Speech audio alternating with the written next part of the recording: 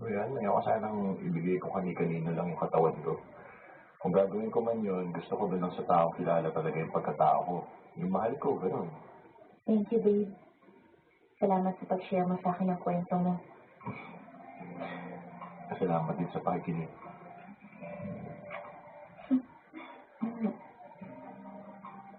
Paano ba yan?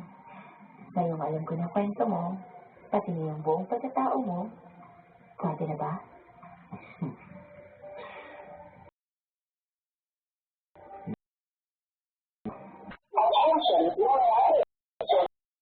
Alam ko nga, hindi ka. Hindi ka lang. Love you, babe.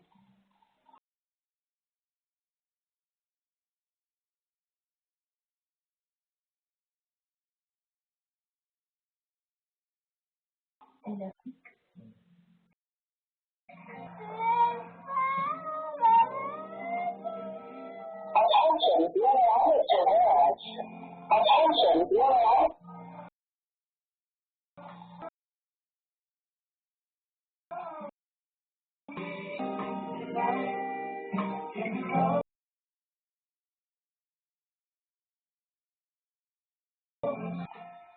Okay, Bea, napapabuntong hininga na lang ako.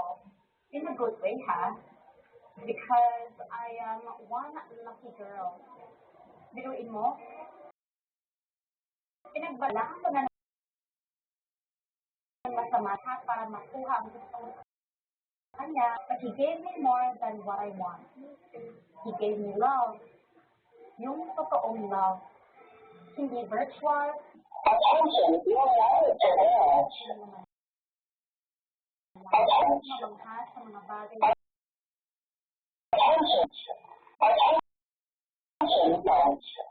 Gumagawa ka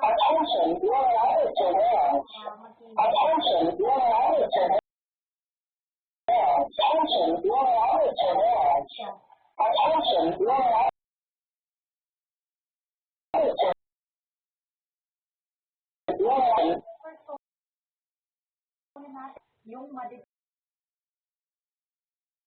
na knowing ngayon ay essential part ng buong pagkatao natin.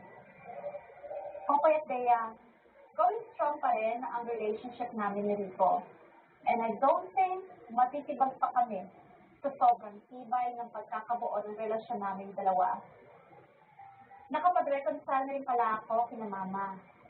Medyo may konting ilang pa rin, but I'm happy na nakakatulong na ako sa kanila financially sa malinis na paraan. At gusto naman, ang nagpadala ng malalaslang litrato ko kay Mama, kung sino lang. Kilala ko kung sino ka. Pero nagpapasalamat ako dahil hindi mangyayari lahat ng magandang pagbabago sa buhay ko kung hindi mo ginawa yun. Sana natagpuan mo rin yung klase ng pagmamahal na natagpuan ko. Ipagdarasal kita. Hanggang dito na lang, Popoy at Bea, ang kwento ko.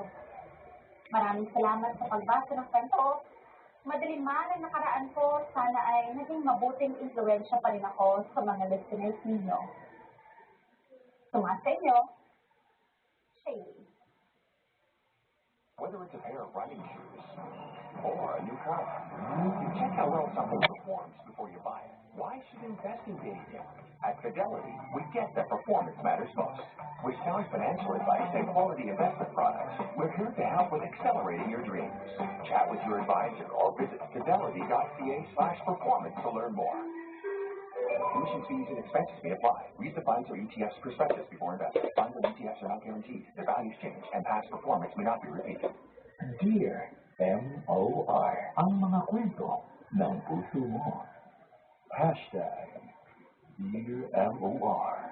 Author.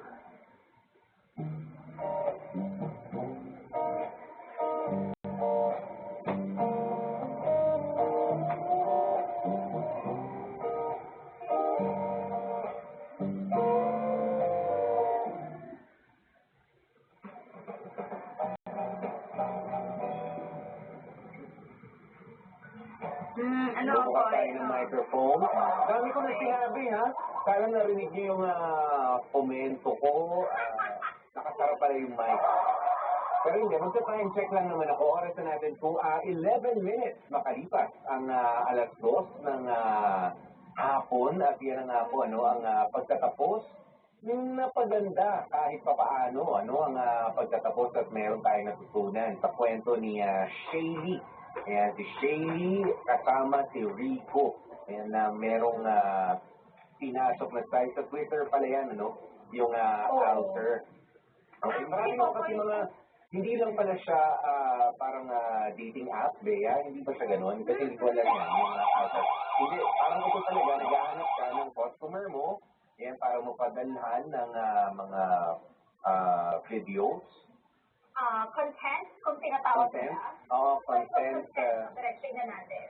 Okay, sexual content, panghanap buhay, ayan, tapos hindi rin required na ipakita ang mukha, yung mga ganyan palang, may mga ganyan palang klase na ngayon, Ang narinig ko, akala ko biruan lang yan.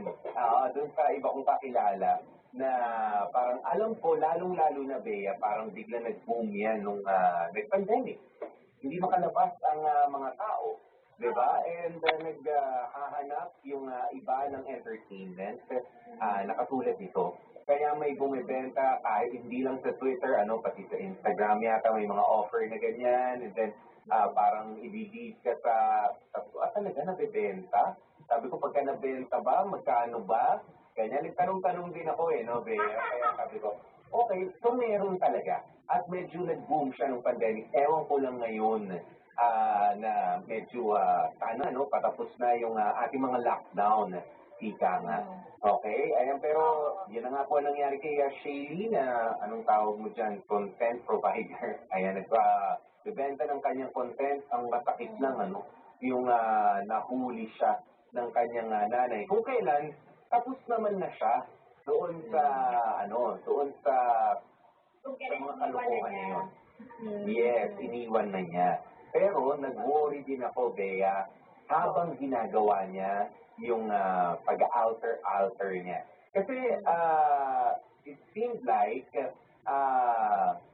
she's enjoying it. Diba? Yung sex na nakukuha niya roon, parang ang dating sa akin, ano ba mangyayari dito kay Shaylee? Magiging, ba siya, nymphomaniac kung tawagin?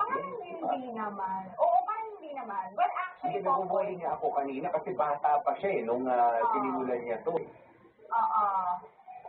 Well, actually, Popoy, itong alter na to, well, bukod dun sa na-discover nga natin na pwede palang pagkakitaan ito, marami rin gumagawa ng account dyan. Sa information na kuha ko, hindi naman para magbenta lang, kundi para mag-express ng kanilang mga side ng sarili nila na hindi nila pwedeng express sa normal na pagkakataon o normal na senaryo. Yung kumbaga meron kang deep, dark personality or parang personality na parang feeling mo hindi matatanggap ng mga, mga kaibigan mo, ng mga kapamilya mo. Kaya nga itatago yung mukha, pero ipapakita mo yung mga gusto mong ipakita. Yun nga, pwedeng yung mga sexy content, o di kaya... Parang si Rico, yung boses niya. Parang si Rico yung boses niya. Diba? Boses ang pupunan and everything. Pero wala namang pinapakita kahit anong katawan and everything, pero bentang-benta si Rico. So, alam mo yun, kaya nga totoo yung term na alter, kasi parang naging alternative world nila. Okay. So, ibig sabihin nito, Bea, kasi sa lipunan natin, sa society, ang medyo tanggap natin, yung mga profile pic natin sa Facebook, yan dito sa Facebook,